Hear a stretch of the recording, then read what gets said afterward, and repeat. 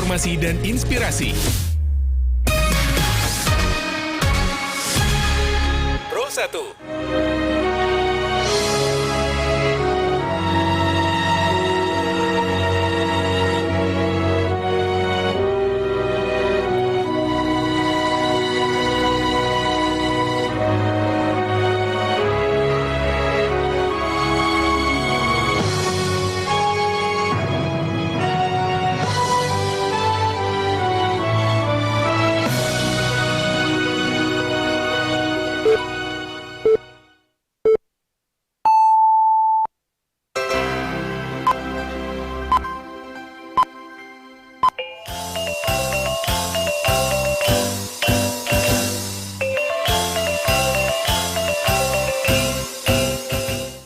Selamat siang pendengar, kita bersama dalam Warta Berita Daerah dalam Bahasa Minang untuk edisi hari ini Jumat 11 April 2025. Mengawali perjumpaan siang hari kami sampaikan, sari berita utama, pemerintah Kota Padang Panjang melakukan rekayasa lalu lintas sistem satu arah di sejumlah ruas jalan nan beradu di kawasan Pasar Pusat. Jabatan Wakapolresta Bukit Tinggi akan diisi DAKBP Bagus Ikhwan Christian Jabatan. Jabatan Lamo Kapolres Damas Raya Polda Sumatera Barat. Buletin berita Minang selengkapnya dibacakan De Aldila. Dusana Pandanga, pasca libur lebaran, pemerintah Kota Padang Panjang melakukan rekayasa lalu lintas sistem satu arah di sejumlah ruas jalan yang berada di kawasan Pasar Pusat. Berikut laporan Nofri.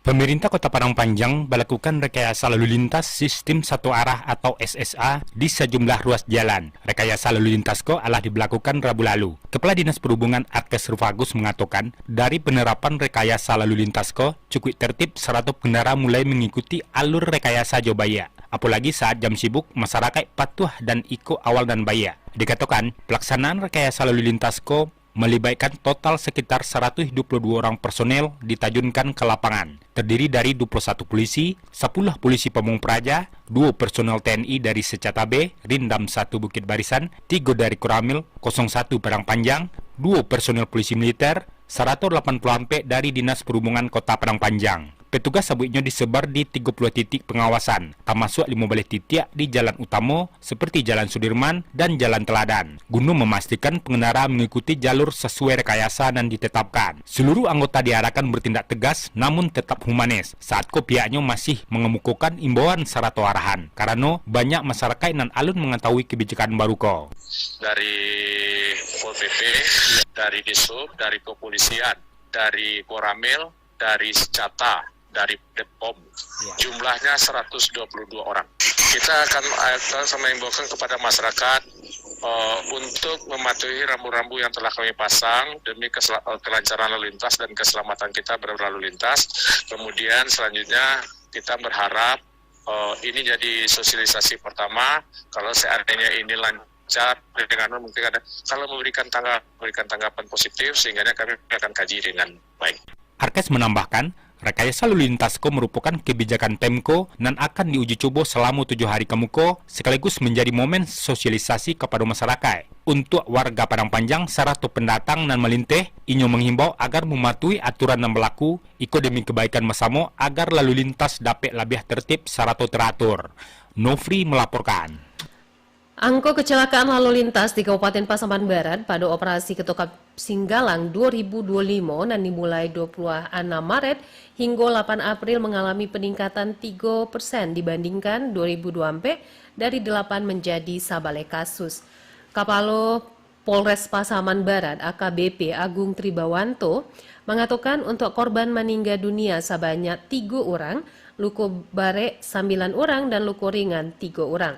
Sedangkan pada 2024 korban meninggal dunia indah ado hanya ada 8 orang dan mengalami luka berat. Pihaknya pada operasi Ketupat Singgalang 2025, Polres Pasaman Barat adalah memasang spanduk sebanyak 4 titik di lokasi strategis, pembagian leaflet sebanyak 485 lembar, dan pemasangan stiker sebanyak 305 lembar sebagai usaha preventif dalam mensosialisasikan tertib dalam berlalu lintas. Kapolres mengucapkan terima kasih kepada seluruh lapisan masyarakat dan pihak terkait lainnya dan Allah membantu operasi Ketupat Singgalang 2025 hingga berlangsung aman dan tertib tanpa adanya kejadian yang menonjol. Sesuai surat keputusan Kapolri nomor Kep Ampe 6 Ampe /111/2025, jabatan Wakapolresta Bukit Tinggi akan diisi DAKBP Bagus Ikhwan Christian jabatan Lamo Kapolres Damasraya Polda Sumatera Barat. Berikut laporan Yudi Prama Agustino.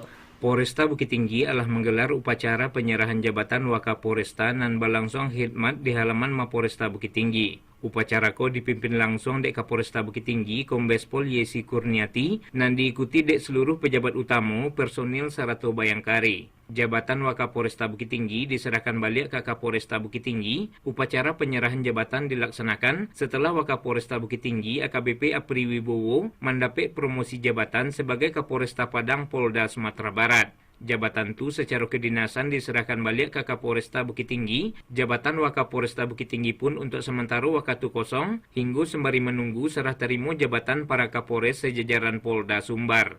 Kapolresta Bukit Tinggi Kombes Pol Yesi Kurniati menyebutkan sesuai surat keputusan Kapolri nomor KEP /6 /3 Romawi /2025 tanggal 12 Maret 2025 tentang mutasi jabatan di lingkungan Polri, jabatan Wakapolresta Bukit Tinggi diisi DAKBP Bagus Ikhwan Christian, jabatan Lamo Kapolres Damasraya Polda Sumbar. Dalam prosesi upacara, dilakukan penanggalan tanda jabatan dan penandatanganan berita acara penyerahan jabatan dari AKBP Apri Wibowo kepada Kapolresta Bukit Tinggi. Yesi Kurniati menekankan pentingnya integritas dan dedikasi dalam setiap pelaksanaan tugas, sembari mengungkapkan rasa terima kasih dan penghargaan nan tinggi kepada AKBP Apri Wibowo atas segala kontribusi nan lah diberikan selama bertugas di Bukit Tinggi. Kita Polresta Bukit Tinggi melaksanakan penyerahan jabatan Wakapolresta Bukit Tinggi karena Pak Waka diberikan kepercayaan untuk menjadi Kapolresta Padang. Jadi kita harus ada penyerahan dulu sebelum ada serah terima di Polda yang rencana akan dilaksanakan pada hari Jumat. Jadi sementara waktu jabatan Wakapolres kita kosong menunggu selesainya rangkaian kegiatan di Polres Damasraya karena yang akan menjadi Waka adalah Kapolres Damasraya. Yesi Kurniati menambahkan, AKBP Apri Wibowo alah mengemban tugas sebagai Wakapolresta Bukit Tinggi selama 1 tahun 9 bulan, memberikan pelayanan dan kontribusi nyata dalam menjaga keamanan dan ketertiban masyarakat di wilayah hukum Polresta Bukit Tinggi.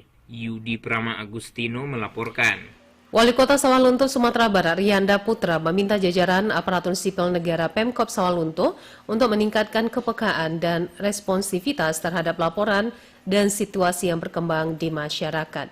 Wali Kota Sawalunto menegaskan dalam birokrasi era baru Sawalunto maju saatko yaitu dengan prinsip semakin terbuka serta terhubung dengan masyarakat, implementasinya memerlukan sikap proaktif dari ASN. Rianda menegaskan bahwa kepekaan terhadap kondisi sosial serta ekonomi yang berkembang sangat penting dalam meningkatkan kualitas pelayanan publik yang responsif terhadap masyarakat dan adaptif dengan dinamika birokrasi. Transformasi birokrasi yang sedang digerakkan Rianda Jeffrey di Kota Sawalunto sajalan jo upayo pemerintah pusat melalui Kemenpan RB untuk meningkatkan efisiensi dan efektivitas birokrasi dalam pelayanan publik. Pemerintah Kabupaten 50 Kota tengah mendorong penguatan identitas daerah melalui konsep branding berbasis potensi pertanian jo peternakan. Berikut laporan Irsyad.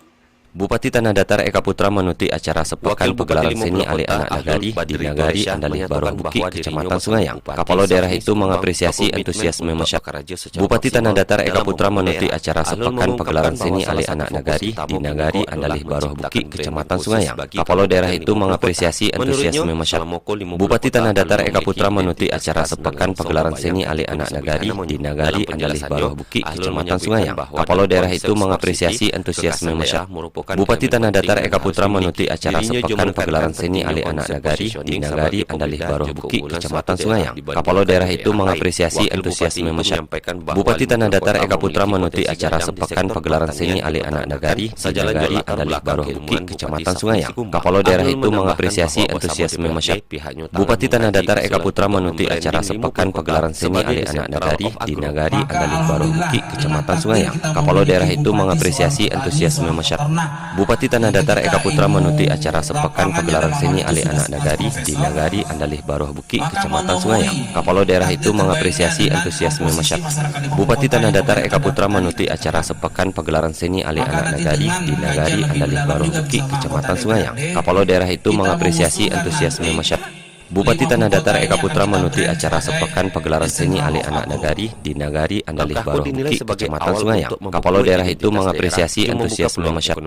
Bupati Tanah Datar Eka Putra menuti acara sepekan pagelaran seni Ali Anak Nagari di Nagari Andalih Baroh Buki, Pemerintah Nagari Kecamatan Sungayang. Paninjauan akui kehadiran anak Nagari memiliki kontribusi nyata memajukan daerah ko. Berikut laporan Alwan Ahmad Fauzan.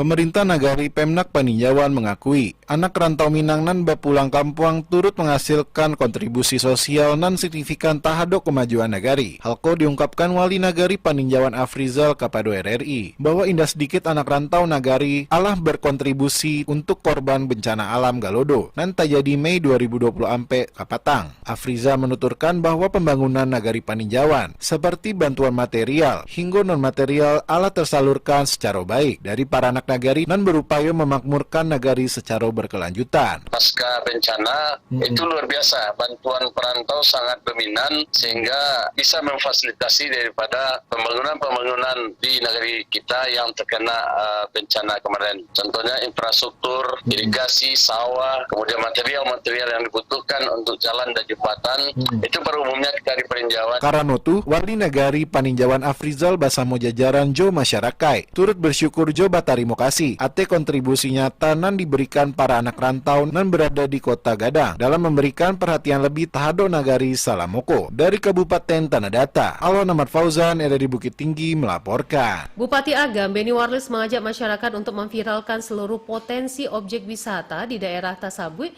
untuk menarik kunjungan hingga bisa meningkatkan orang nan datang ke lokasi yang berpotensi meningkatkan pendapatan warga sekitar. Beni Warlis di Lubuk Basuang mengatakan Kabupaten Agam sangat kaya jua destinasi wisata dan memiliki keunikan sumber daya alam yang indah dimiliki daerah lain. Beni Warlis berharap dengan promosi Basamo dan partisipasi aktif masyarakat, kawasan ko dapat berkembang menjadi destinasi wisata unggulan yang mampu memberikan dampak ekonomi positif bagi warga sekitar. Rapat persiapan pembentukan Panitia Pacukudo Wisata Derby Bukit Tinggi Agam 2025 tekankan sejumlah hal termasuk pencairan uang tunai pemenang lomba. Berikut laporan Joni Marbeta.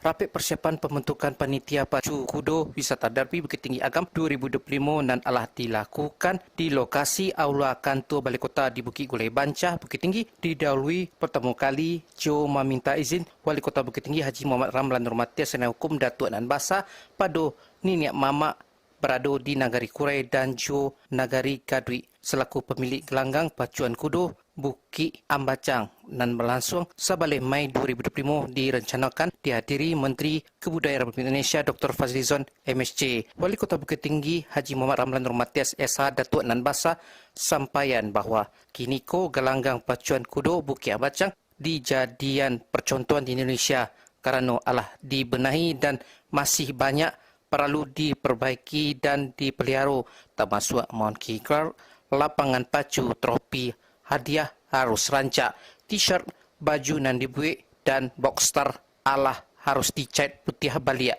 Dikatakan untuk dalam penyelenggaraan Alit Nagari Pacu Kudo ko merupakan masuk ke dalam kalender tahunan perdasi perlu melibatkan Nagari Kurai maupun Nagari Gadui perlu juga di persamuan dan pertanggungjawaban pelaksanaan acara jualan paling terpenting dalam pelaksanaan Alit Nagari Pacu Kudo Wisata Derby Bukit Tinggi Agam 2025 dalam hal pembayaran dan pencairan hadiah pitih secara tunai harus sesegera diselesaikan dan jangan menunggu lama-lama sehingga tidak merusak pelaksanaan acara nan dihelat ko. Seolah semua dua pemerintah ini mendukung kegiatan Ale Anak Negari ini. Termasuk kami tentu minta izin kepada Nenek Mama, baik yang di Kurai maupun yang ada di Kabupaten Agam. Seolah beliau sudah mengizinkan. Dan tentu perlu kita pembenahan lagi, pembenahan lapangan, yang lain kan. Nah yang kurang ini akan kita perbaiki, ya kan. Kita siap aja memperbaiki itu semua.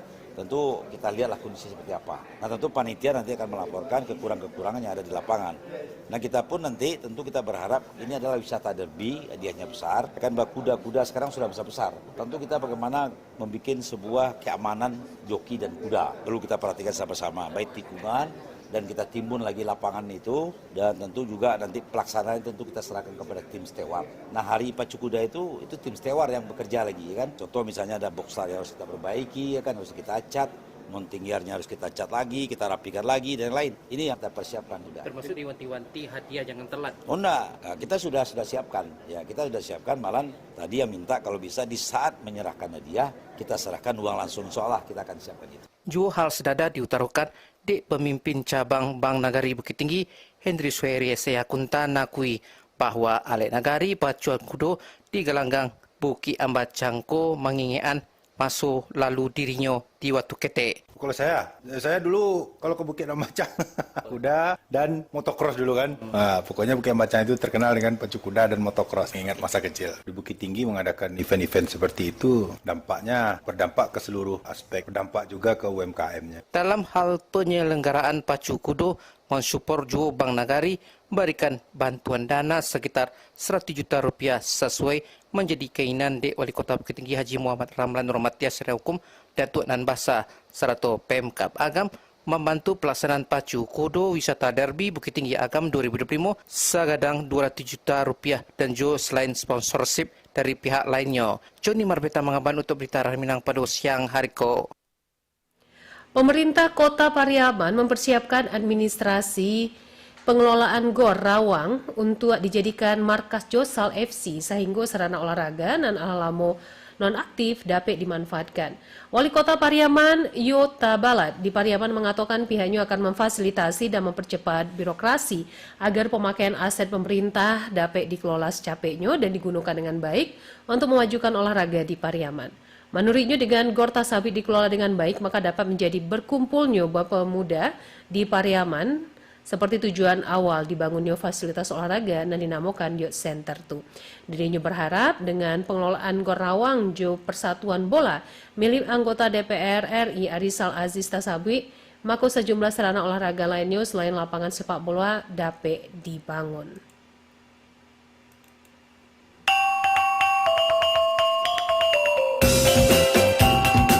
Dan sana pendengar, sekian berita daerah dalam bahasa Minang untuk siang hari ko. Berita daerah selanjutnya dapat disana dengar besok pagi pukul 6 waktu Indonesia Barat. Selamat siang.